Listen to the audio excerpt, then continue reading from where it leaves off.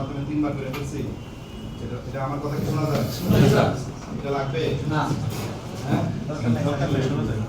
ঠিক আছে, আমার ওইটা বলে রাখতে হবে।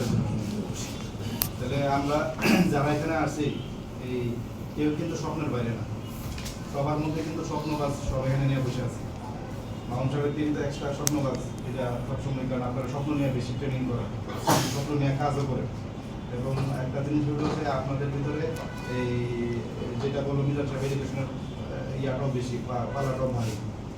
সোনালিতে কাজ করার জন্য ক্লাস 8-এ পাস করলে একটা লোক পারে না, এটা মোটামুটি পরিচয় করা তো।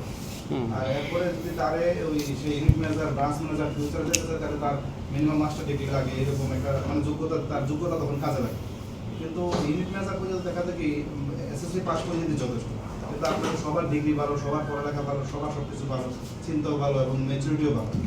এই জন্য আমি বলবো যে আমি এই সবসময় চিন্তা করতাম যে অনেকেই জিজ্ঞাসা বলতো যে ভাই এত টাকা পয়সা দরকার, সবসময় টাকা পিছনে ছুটেন কেন? আমি বলছি ভাই টাকার পিছনে ছুটি যে ইসলামের যে 5টা স্তম্ভ, এর ভিতরে 2টা স্তম্ভের মধ্যে টাকার সাথে জড়িত, যাকাত আর হজ। হজ আর যাকাত, আপনি যদি যাকাত না দেন আপনাকে নিজেকে খুব দুর্বল মনে হবে। আরেকটা হলো প্রতি বছর লাগে। আরেকটা হলো কি বলে, হজটা না করলে আপনাকে তো আপনি যেখানে এই যে ক্যাবলা চিন্তা করে নামাজ পড়তেছেন, ওই ক্যাবলাতে যদি না যান, মানে কাবা শরীফে না যান, তাহলে আপনার জীবনের অনেক গ্যাপ থাকে না। আরেকটা জিনিস হলো যে নবীর উম্মত, সেই নবীর রোজা মোবারকে ওনার থেকে এক হাত দূরে যদি সালাম না দিতে পারেন, তাহলে মনের প্রশান্তিতে কাজ করে না। আসলে ওগুলো তো ব্যাখ্যা করা যায় না যে আসলে জিনিসটা কি। আবার মৃত্যুর পরে যেখানে আমরা উঠবো, হ্যাঁ, আবার সবাই একসাথে হবো না, যেখানে উঠবো, এই আরাফাতের ময়দান বলেন অথবা যেখানেই বলেন, সব জায়গায় কিন্তু এই হজের কার্যক্রম হয়েছে। তাহলে এই যে একটা জিনিস, এই যে একটা ফিলিংস, এটা কি কখনো বলে শেষ করা যাবে? কিন্তু এটা একটা জীবনের সবচেয়ে বড় অ্যাচিভমেন্ট, যদি সুস্থভাবে সুন্দরভাবে করতে পারেন, নিয়ত পরিষ্কার করে করতে পারেন। কারণ হজ কি বলে, আল্লাহর রহমতে এই অনেক লোক গেছে ওইখানে, হজ করতে গেছে কিন্তু অসুস্থ হয়ে গেছে, একটু জমজমের ঠান্ডা পানি খাইছে, মানে ভালো নিতে গেছে, কিন্তু গলা বসে গেছে, লড়তে পারতেছে না, মানে এমন খারাপ অবস্থা হয়েছে যে সে না শুতে পারতেছে না বসতে পারতেছে। কারণ ওখানে আবহাওয়া তো ভিন্ন, ওখানে তো আর্দ্রতা নাই, একদম ইয়া নাই, অন্যরকম অবস্থা। আপনি তো অনেকে গেছেন জানেন। এখানে দেখা যায় কি বলে, ওখানের মধ্যে একটা শক্তি বাড়ে কিসের জানেন? কারণ আপনার এখানে হলো আপনার ধরুন আপনি বৃদ্ধ হয়ে গেলেন, মারা গেলেন, আপনার হিসাব বিকাশ কিন্তু ওইখানে অনেক বেশি। আপনি এইটা হলো বাস্তবতা, এখানে আমরা যারা বসে কথা বলতে, যেটা হলো একটা বাস্তবতার রেজাল্ট আলটিমেটলি কোথায়, মানে আমাদের তো মরতে হবে না? তাহলে ওই হিসাবটা আপনার মাথায় কাজ করে ভালোভাবে। এবং আপনি যেহেতু ড্রেস পরে আছেন, মৃত মানুষের ড্রেস, এরকম ড্রেস কি মৃত মানুষের ড্রেস না, সাদা ড্রেস যেটার মধ্যে সেলাই নেই, তাহলে দুটা ড্রেস পরছেন, এমনিতে আপনার ভিতরে অন্যরকম ভয় কাজ করে। আর এখানে এর ভিতরে দেখা যায় ঘুম থেকে হঠাৎ করে দেখি যে প্রায় 100 জনের মতো আমার সাথে শুয়ে রয়েছে এই ড্রেস পরে, মানে 18 ইঞ্চির জায়গা দেয় তো ইয়াতে ঘুমানোর জন্য। আপনি কে হজে গেছেন তো এখানে 18 ইঞ্চির জায়গা দেয় ঘুমানোর জন্য, 50 জন থেকে 70 জনের সাথে শুয়ে থাকে। ঘুম থেকে যদি করে কেমন লাগবে?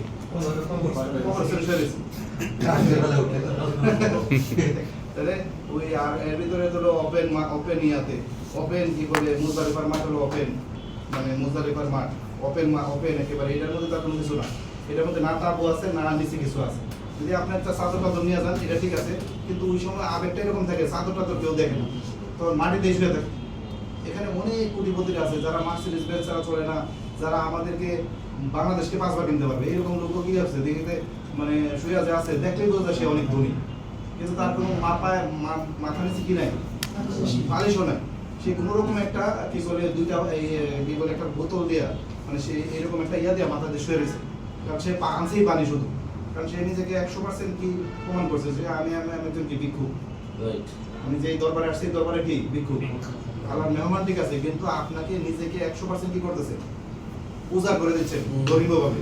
এর যে সুন্দর জায়গা আর নাই ধর্মীয়ভাবে উজাড় করার মতো, হজের মতো। আমি যেটা দেখলাম, কারণ আপনি মসজিদে কাঁদতেছেন, মসজিদে কথা বলতেছেন, কিন্তু শরীরে এমন দামি ড্রেস, আপনার পকেটে এত টাকা পয়সা, এত কার্ড, প্রতিনিয়ত কোনো কার্ড নেই যে আপনি খরচ করতে পারবেন, ওখানে কোনো দোকান নেই, এই 5টা দিন কোনো দোকান খুঁজে পাইনি।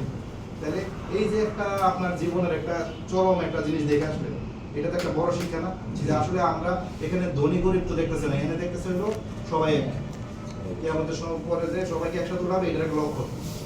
এইটা একটা বিশ্বাস আসবে, এবং বিশ্বাসটা থেকে এবং সবচেয়ে বড় জিনিস হলো যে ওই মানে সবসময় একটু আল্লাহ কাছে চাইবেন যে আল্লাহ আমি চাই একটু ধনী হতে চাই শুধু জাকাত দেওয়ার জন্য আর হজ করার জন্য, প্রতি বছর বছর উমরা করার জন্য। তাইলে নিজের জীবনের সার্থকতা খুঁজে পাওয়া যাবে। কি কথা ঠিক আছে কিনা বলেন? কারণ আমরা অনেক সময় দেখা যায় কি আমরা শুধু নিজের চলার জন্য, খাওয়ার জন্য, থাকার জন্য আল্লাহ কাছে অনেক কিছু চাই, কিন্তু আমাদেরকে জাকাত দেওয়ার জন্য যে একটা সিস্টেম আছে, একটা যে হজ করার জন্য, উমরা করার জন্য যে একটা সিস্টেম আছে, এটা কিন্তু আমরা নিয়মিত চাই না। সবসময় দিয়ে বলতে হবে যে আমি মানুষকে দেওয়ার জন্য, কখনো যাতে আমরা এইভাবে না করি, সবসময় কি করি, কিভাবে করি। তাহলে এই একটা নিয়তের মাধ্যমে কিন্তু আমাদের বরকত হবে। আর আল্লাহর রহমতে ওইখানে যারা যায় তারা কখনো নাকি, এটা আমি বারবারই শুনছি, তারা কখনো কি থাকে না, অর্থ কষ্ট ভোগে না। হয়তো সাময়িক সময় পরীক্ষা চলে, কিন্তু তারা অর্থ কষ্ট ভোগে না। এই কথা ঠিক আছে কিনা? এই জন্য আপনাদেরকে বলবো যে এটা একটা প্ল্যান করেন, ভালোভাবে নিয়োগ করেন। আর সোনালের মাধ্যমে সম্ভব, আর মা বাবার পরে সোনালের জন্য দোয়া করছি। কেন? কারণ কি এটাই তো উচিত।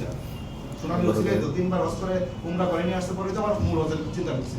আমি কিন্তু গত 1 বছর আগে ভয় পেয়েছিলাম হজ করার ব্যাপারে, যে আমি চিন্তা করতে চাই কি বলে এই ছেলে মেয়ে দুইটা ছোট, আবার আপনার ভাবি বলছে যে আমার সাথে যাবে, তাহলে এর যদি সাথে নিয়ে যায় তাহলে তো 2 জন চলে গেলে তো বাসা খালি হয়ে যাবে, 2 জন কিভাবে থাকবে, কত রকম পেরেশানি। আবার আমি এই বয়সে যাব, অফিসের কি হবে, কত চিন্তা ঢোকে না মাথায়।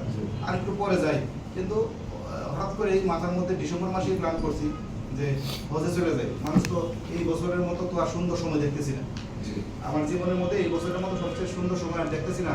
আগামী বছর যদি অসুস্থ থাকি, আগামী বছর তো বাচ্চার ও লেভেল পরীক্ষা শুরু হবে, আগামী বছর আমার ওয়াইফ অসুস্থ থাকতে পারে, তাহলে আমার যাওয়াটা কি হবে, অনিশ্চিত হয়ে যাবে। যেহেতু দেখতেছি এই বছর কোনো সমস্যা নাই, আমি সাথে সাথে কি প্ল্যান করছি এবং নিয়োগ করছি, এবং আমার মতে রেজিস্ট্রেশন হয়ে গেছে, চলে গেছি এবং গিয়ে আইসেও করছি। এই যে একটা শান্তি, এই শান্তিটা কিন্তু আপনাদেরকে ব্যাখ্যা করা দেবে না। এবং এটার জন্য অনেক বেশি কিন্তু সোনালির কাছে, কারণ সোনালির সিস্টেমটা এরকম যে আপনি যদি মানুষ টাকা রাইটার না দিতে পারতেন, তাহলে কিন্তু আপনার হজ করে মজা পাইতেন। আপনি যদি মানুষকে ঠকাইতেন তাহলে কি হতো? সোনালি যদি মানুষের টাকা, ধরুন অনেক কোম্পানি আছে না যে 20% 50% টাকা দেয় নাই, আপনি হজে গিয়ে আল্লাহর কাছে কি বলবেন? আমি আল্লাহর কাছে বলছি আল্লাহ আরো ইফেক্টিভ করো, আরো এফিসিয়েন্ট করো, আরো আমাকে শুধরাই দাও, সোনালিকে আরো ইয়া করো, কি বলে এই যে শরিয়ার মধ্যে আনো। সোনালিতে যারা এখন কাজ করে, যারা সোনালিতে যারা ম্যানেজমেন্টে আছে, ভাইস চেয়ারম্যান বলেন, ডেনিয়াল স্যার বলেন, রুবেল স্যার বলেন, এরা হলো ওভার এডুকেটেড, এরা এখনো 1%ও দেয়। এরা যদি দেয় তাহলে 99% দিলে সোনালির মতন 5টা কোম্পানি এরা হাতে মুঠে নিয়ে আসতে পারবে। কি বুঝতে পারছি কি? তাহলে এখন সোনালিতে কিন্তু যারা আছে তারা কিন্তু ক্লিয়ার, তারা কিন্তু আমার খেলা দেখায় নাই। এই যে মঞ্জুর মুশারফ ভাই বলেন, এই যে রফিক স্যার বলেন, এরা তো 100% শরিয়া, এরার ভিতরে শরিয়া ছাড়া কোনো চিন্তাই নেই। তাহলে সোনালি শরিয়া না হলে অন্য কিছু কি শরিয়া হবে? আর শরিয়া হওয়াটা কি খুব কঠিন যদি ইচ্ছা থাকে। তাহলে 100% শরিয়া, বাংলাদেশের শরিয়া করার জন্য যা যা দরকার, এদের ক্যাপাসিটি। ভাইস চেয়ারম্যান 100% শরিয়ার মধ্যেই চিন্তা করতেছে, এই রুবেল স্যারও শরিয়ার মধ্যে চিন্তা করতেছে, তাদের চিন্তা চেতনা শরিয়ার মধ্যে। এখন আগের লোক যারা ছিল, রাশেদ বিন আমান বলেন অথবা মুস্তফা গোলাম কুদ্দুস সাহেব বলেন, ওনারা ছিলেন একজন বিজনেসম্যানের মতো, ভালো কিন্তু বিজনেসম্যান ছিল। কিন্তু এখন যারা আছে তারা জগৎটা তাদের ছোট, কিন্তু শরিয়া, তারা রিয়েল শরিয়ার মধ্যে থাকতে চায়। আমি একবারে স্পষ্ট কথাটা বললাম। ধরেন কি বলে, ওই তাদের এত ডিমান্ড নাই যে আমার আরো অনেক বড় করতে হবে। শুধু সোনালীকে যদি বড় করি তাহলে তো বাংলাদেশে 5টা ব্যাংকের চেয়ে দামি হয়ে যাবে। এটা এই কথা ঠিক আছে কিনা বলেন? এটা এমন একটা জায়গা, এটার মধ্যে এমন ফার্টাইল ল্যান্ড, এটা এই লাইফ ইন্স্যুরেন্সটা, এটার মধ্যে টাকা জায়গা দিয়ে কুল পাবে না, টাকা রাখা কুল পাবে না, এবং এটার মধ্যে কেরিয়ার তৈরি করে শেষ করা যাবে না। আপনি কয় বছর ইনকাম করবেন? আমি 18 সালে আসছি না, জুলাই মাসে, আমি তো ইনকাম দিয়ে তো মোটামুটি সব কমপ্লিট হয়ে গেছে। এক জীবনে যা দরকার কমপ্লিট না, তাহলে বয়স কত হয় আমার? সোনালীর বয়স হলো 7 বছরের মধ্যে। মিজান সাহেব কমপ্লিটের পথে, মামুন সাহেব কমপ্লিটের পথে, আপনারা আগামীতে কমপ্লিটের পথে হবেন। আপনারা 5 বছর ইনকাম করতে ইচ্ছা করবো, এরপরে ইচ্ছা করবো যে একটা স্টেবল ওভার পর্যায়ে যায়, মানুষকে কিছু দেওয়ার জন্য চেষ্টা করি, নিজের জন্য। এখন কিন্তু আমি আমার জন্য চিন্তা করি না, এখন চিন্তা করি যে কে কত ভালো ইনকাম করতে পারে, কে কত ভালো থাকবে, সোনালীর কোনটা ভালো হবে, কোনটা ভালো হলে ভালো হবে, আমি এই বুদ্ধি খালি দিতে থাকি, এই চিন্তা খালি করতে থাকি। তাহলে আমাকে দিয়ে কি সোনালীর ভালো হবে না খারাপ হবে? কারণ কি আমি স্যাটিসফাইড করবো। আমি যদি এখন আকাঙ্ক্ষিত থাকতাম যে না আমার অনেক লাগবো, আমার অনেক কমিশন লাগবো, আমার অনেক কিছু লাগবো, আমি অনেক সময় আগে 17 লাখ টাকা ইনকাম করেও শেষ করতে পারতাম না, এখন 5 লাখ ইনকাম করলেও থাকে। কারণ কি বরকত হয়ে যায়। তো একটা সময় আছে না যে আপনি একটা লেভেল আছে, আপনার যখন ঝুড়িটা ভরে যায়, আপনি যখন ফ্ল্যাট কিনা ফেলবেন, আপনি যখন বাস করে ফেলবেন, আপনার যখন গাড়ি হয়ে যাবে, আপনার যখন বাচ্চা কাচ্চার একটা সেটেলমেন্ট আসবে, তখন দেখবেন যে এরপরে টাকা লাগে না, 5 লাখের বেশি লাগে না। আমাদের এখন, আপনাদের এখন 20 লাখ লাগবে, এটা সত্য কথা, আমারও 20 লাখ লাগতো, কিন্তু এখন 5 লাখ দিলে এইদিকে আমি মোটামুটি 1 লাখ টাকা থাকে, মানে না খরচ করলে ওদিকে 1 লাখ টাকা থাকে। এটার কারণ হলো ওই যে একটা নির্দিষ্ট সময় পর্যন্ত আপনার টাকা লাগে, ঠিক আছে। আর ধরেন কি বলে মিজান সাহেব আগামী বছর থেকে অথবা এই বছর থেকে দেখা যাবে ওনারও ডিমান্ড কমে আসবে। মানে সবারই ডিমান্ড কমে আসে কেন, এমন না যে ডিমান্ড কমাই ফেলতে হয়, ডিমান্ড কমে যায়।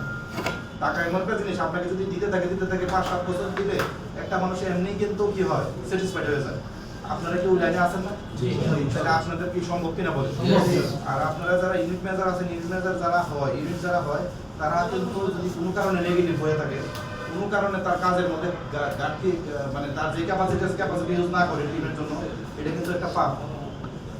মানে কেউ যদি ইউনিট ম্যানেজার হিসেবে নেগেটিভ হয়, এটা কি, এটা একটা পাপ কেন বলবো জানেন? আপনি এফ হিসেবে আমি আপনাকে এটা পাপ বলবো না, কিন্তু ইউনিট হিসেবে পাপ কেন? কারণ আপনি নিজেদের 5 জনের স্বপ্ন দেখেছেন, আপনার কারণে সেই ব্যবসাটা করতে পারতেছেন। যদি আপনি একদিন নেগেটিভ থাকেন, এর ফোন ধরবেন না, এর সাথে কথা বলবেন না, এর সাপোর্ট দিবেন না, একটা নেগেটিভ একটা চিন্তা করে হ্যাং হয়ে থাকবেন, তাহলে 5টা লোক যে আপনাকে দেখে আসলো, আমি 5টা বলছি কেন? কারণ এটা স্ট্যান্ডার্ড, 50টা কথা বলি নাই, 5টা লোক মিনিমাম আপনাকে দেখছে, 5টা লোক এখনো আপনার উপর ডিপেন্ডেন্ট ফুল, তারা আপনাকে ফুল ভাবে। এখন কোনো কারণে যদি আপনাকে দেখে যে আপনি তো নেগেটিভ, তাহলে তাদের স্বপ্নটা ছোট হয়ে আসে, তাহলে তারে কি করলেন? তার এই রিজিকের মধ্যে হাত দিলেন না। আপনাকে আমাকে এই ইউনিট ম্যানেজার হওয়ার পরে নেগেটিভ হওয়াটা একটা পাপ, এই স্পষ্ট পাপ। কারণ আপনি কেন তাহলে এফে থাকলেন না? কেন ম্যাটল্যাবের মধ্যে 22 বছর এফে থাকলেন না? ম্যাটল্যাবে কোনো পাপ নাই, আপনি কাজ করেন, বাসায় ঘুমান, আপনার কোনো সমস্যা নাই, কেউ খোঁজ হয় না। ম্যাটল্যাবের একটা ব্রাঞ্চ ম্যানেজার, সে কি বলে, ম্যাটল্যাবের ব্রাঞ্চ ম্যানেজার বেশি তো উঠা যায়। আমি দেখছি কি একটা লোক 36 বছরে তরতাজা একটা লোক সালে 92 সালে জয়েন করছিল, কি বলে ম্যাটল্যাবের একটা লোক, এখনো তারে দেখি রাস্তার মধ্যে হাঁটে, যে মোটা একটা ব্যাগ নিয়ে হাঁটে। সে ম্যানেজার পার হয়ে গেছে, তার বাড়ি ঢাকাতে 3টা, এরপরে সে হাঁটে কেন ব্যাগ নিয়ে? কারণ তারা এমন একটা জিনিস শিখাইছে যে তুমি সারা জীবন পরিচয় করবা, আর সারা জীবন নিজের কাজ নিজে করতে হইবে। আর সারা জীবন মানুষের মেয়ে বিয়া দিছো, মেয়ের বিয়ার সময় শ্বশুরের বিয়ারিদের ধরে জিজ্ঞেস করে করলো, শ্বশুরের মানে বেড়ে বলো বিয়ায় পলিসি হয়েছিল, একটা আমার সাথে একটা পলিসি করে ম্যাটল্যাব আপনাকে এই শিক্ষাটা দেয়, কেরিয়ার দেয় না তো। হ্যাঁ, আর মিজান সাহেব ইচ্ছা করলে কি এই পলিসি করাইতে পারবো? ইচ্ছা করলে এফএ নিয়োগ করতে পারবো? মামুন সাহেব অন করাইতে পারে ঠিক মতো? মামুন সাহেব তো সময় নাই, আপনাদের অনেকের সময় নাই যে একটা কে আপনি নিয়োগ করবেন, একটা পলিসি করবেন। তাহলে লিডারশিপ কোন জায়গায় আছে আপনি বুঝতে হবে। ম্যাটল্যাব তো বিদেশি কোম্পানি, তাহলে তারা কেন লিডারশিপ দিতে পারে না? কেন তারা একটু আরাম দিতে পারে না? তারা ব্যাগ নিয়ে যে ঘুরায়, তো ঘুরায় 22 বছর পরে সে ঘুরে আর এইভাবে এত ঘোরার কি আছে? একটু বসবেন না আপনি? 35 বছর পর বয়সে লোকটা 56 বছর পার হয়ে গেছে, লোকটার চাপাটা ভাঙ্গা শেষ, কিন্তু এরপরে সে ব্যাগ নিয়ে ঘুরে। আমার প্রতিবেশী একজন আছিল, আমি বলছি ভাই আপনার তো অনেক আছে, আপনি তো মধুবাগে 2টা বাড়ি আছে, ফ্ল্যাট আছে, তারপরে বনশ্রী ফ্ল্যাট কিনছেন, জায়গা কিনছেন, ঘুরেন কে লিগা? আমার তো নিচে লোক নাই। তাহলে আপনি বুঝছেন কত আপনার আশীর্বাদে আপনারা সহায়তা আছেন। কি শিখাচ্ছে? লিডারশিপ শিখাচ্ছে, যে আপনার 3 থেকে 5 বছরের মধ্যে আপনাকে মিজান সাহেব হইতেই হবে, আপনাকে মামুন সাহেব হইতেই হবে, আপনাকে আজিম সাহেব হইতেই হবে। আপনার উপায় নাই। তাহলে আপনি কি শান্তিটা চান, নাকি আপনি সারা জীবন রাস্তায় রাস্তায় ঘুরতে চান? শান্তিটা চান, শান্তির জন্য পাগল হয়ে যান না কেন? শান্তির জন্য পাগল হয়ে যান। আমি তো শান্তির জন্য পাগল হয়ে যাই। আমার কথা কি সত্যি কথা, যখন তো আপনাদের কাছে আসি যে আমার তো শরীরের মধ্যে আপনাদের থেকে যাওয়ার পরে আমি আরেকটা টিমে ঢুকবো কিনা বলেন? আমার তো এখানে কোনো রেসপন্সিবিলিটি নাই, আমার শুধু আপনাদের কথা বলাই কাজ, আর কোম্পানির সাথে আপনাদের সমন্বয় করা কাজ। এই যে উনি ইনসেন্টিভের কথা বলবো, আমি কি পাক দিয়ে এই কথাটাকে তুলবো ম্যাডাম ভাইস চেয়ারম্যানের কাছে?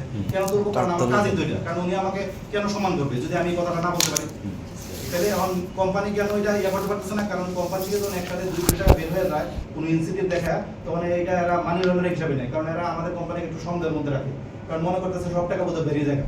ওই যে টুরগুলা এরা মনে করে যে টাকা বের করে একটা দেয়ার, টাকা বের করে কি, এই যে উমরার সময় যে আমরা গত বছর প্রায় 4 কোটি টাকা খরচ হলো না উমরাতে, এই 4 কোটি টাকা বের করছি, এটার জন্য আমাদের প্রায় 50 বার তাদেরকে সেট আপ দিতে হয়েছে, বসতে হয়েছে তাদের কাছে।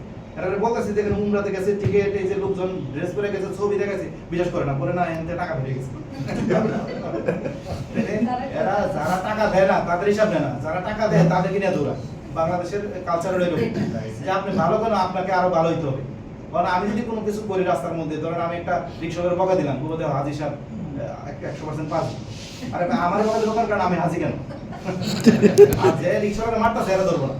মানে ধরেন জিন্সের প্যান্ট পরা রিক্সাওয়ালা মারছে ঠিকই তো আছে, 2টা মিলে বদমাস তো বদমাস মারবে, কিন্তু আমি কেন মারছি?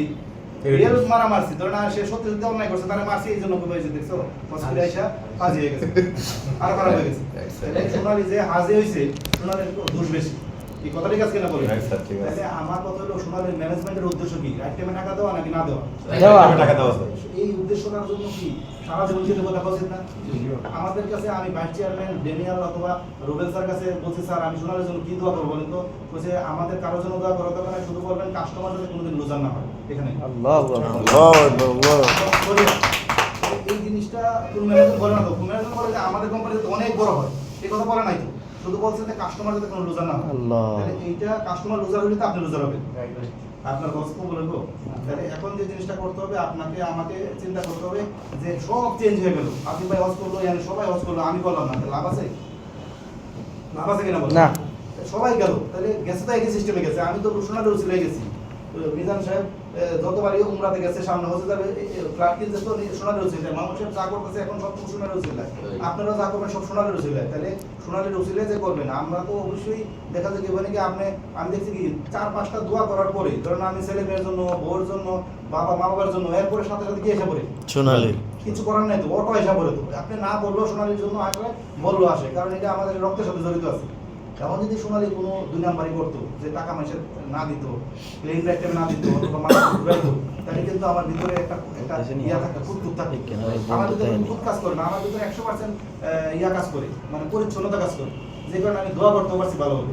আমি বলছি আল্লাহ আরো সুন্দর করে দাও, সোনালিকে আরো কি করবো, আরো সুন্দর করে দাও, আরো সরিয়া করে দাও, আরো এই কাস্টমারকে আরো হায়াত বাড়ায় দাও, কাস্টমারকে এক্সিলেন্ট দিয়ে মুক্ত রাখো, এজেন্টদের মনে আসা, এজেন্টদের জীবন সোনালী জীবন কি করো, সুখের জীবন করো।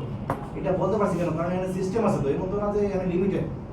সোনালী যদি এক সময় এখন 1000 কোটি টাকা বছরে করে, এক সময় যদি 20,000 কোটি টাকা করে, এটা কি কোনো না করবে কেউ? না। পৃথিবীর মধ্যে কি আছে হাজার হাজার কোন কোম্পানি আছে না? তাহলে আমরা কেন এটাকে ফিল করি না যে এটা আমাদের এক সময় আরো অনেক বড় হবে? আপনাকে তো এখানে লিমিটেড না, কি ঠিক আছে কিনা বলেন? আপনারা এমন একটা টিমে আছেন, এমন একটা স্বাচ্ছন্দ্যে আছেন, আপনাদের ফিউচারে এখানে আরো প্রায় 15টা ফ্লোর আছে, পড়ে আছে। আপনারা ফিউচারে কি এখানে কি ইয়া দরকার না? ফিউচারে কি এখানে চেম্বার দরকার নাই? মাউন্ট ভাই কিছু একটা রুমে বসে ছিল না, তো ওনাকে জোর করে নিয়ে আসা হয়েছে না? তো এটা তো আপনাদের জন্য ওয়েট করতেছে, এটা তো রুম খালি, এইগুলা কে ডেকোরেশন করবো? আপনাদের ব্যবসার মাধ্যমে ডেকোরেশন হবে। আপনি ঢাকায় থাকেন আর চিটাগাং থাকেন, আপনার চেম্বার এখানে হয়ে যাবে, কিভাবে হবে? আপনার কাজের মাধ্যমে হবে। মামুন সাহেব তো একবার বলে নাই যে বস আমার বড় চেম্বার দিতে হবে, উনি বলছে যে স্যার আমার এই টিমটার এখানের মধ্যে কম্পিউটার টেবিলটা কোথাও সরানো যায়, এটা শুধু বারবার বলছে কম্পিউটার টেবিলটা সরাইলে আমার জন্য একটু 2-3 জন নিয়ে বসতে পারবো। উনি এখন 20 জন নিয়ে বসে না, তো ওনার কি সমস্যা আছে? স্যার এইটাই তো, উনি তো সামনে ওপেন জায়গায় যদি একটা মিটিং ডাকে 100-200 জন দ্বারা থাকলে তো সমস্যা নেই, কি আছে? তাহলে এই জন্য আমি বলি, যেমন আমার এখানে পাশে একটা রুম, আমার 8 তলার মধ্যে একটা রুম দিয়ে রাখছি, আমি তো মাসে একবার মনে হয় আসতে পারবো। এখন আসলে কি এক সময় একটা টেবিলের জন্য ঘুরছিলাম, মনে আছে? ঠিক আছে, ওই মুস্তফা ভাই উঠে গেলে আমি বসতাম, কাবি ভাই উঠে গেলে মুস্তফা ভাই বসতাম, ঠিক আছে? রফিক ভাই তো মাঝে মধ্যে বলতো যে আপনি কেউ না থাকলে আমার টেবিলে বসে, ঠিক আছে? তখন কি করবো, কারণ আমাদের তো ছিল না এরকম। এই কোম্পানি থেকে যদি এই কোম্পানি এই জায়গায় আসতে পারে, তাহলে আপনাদের জন্য কি ওপেন নাকি কম? ওপেন। এই জন্য স্বপ্ন দেখতে হবে, আগামী 2 বছর পরে কি ঘটনা ঘটবে, এখন এইটা চিন্তা করে কাজ করতে হবে। আপনারা যদি এক নাকারে পাগল হয়ে 2 বছর কাজ করেন, আপনি কি বুঝতে পারছেন সোনালিটা আপনার কি হবে?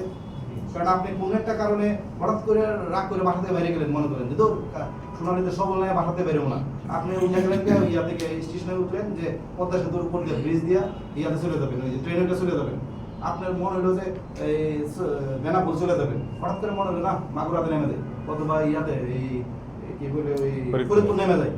ফরিদপুর নামে ওইখানে এক বন্ধুর ঠিকানায় ফোন করলেন, তারে পুরো প্ল্যান দেখালেন, বুঝালেন, ওই না আরো 20 টাকা ভেতরে হয়ে যাবো না?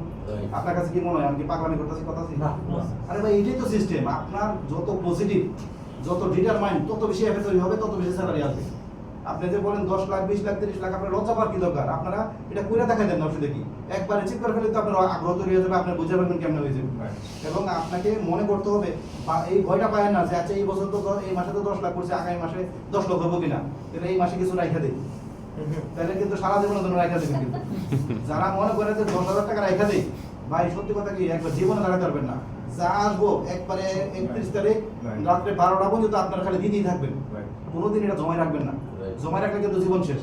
এবং আপনি যদি মনে করেন কোয়ার্টার বোনাস হিসাব করেন, এই হিসাব করেন, আমি জীবনে সেলস করেছি দেখি না বিএম পর্যন্ত। স্যার একটা জিনিস জানতে চাই, আমরা ইউএমএ আপনি কোন পজিশনে ছিলেন, সেলস আর বিএম কোন পজিশনে ছিলেন? এটা কোনো সময় 30 লাখ নিচে হয় না ইউএমএ, আর এবং বিএমএ 1 কোটি টাকা 70 লাখ টাকা কম। চারজন ইনভেস্টার ছিল, মাত্র কয়জন? চারজন ইনভেস্টার ছিল। মিজান ভাই কি বলে প্রথম স্টেজে ছিল মুর্শেদ ভাই, মন্দির মুর্শেদ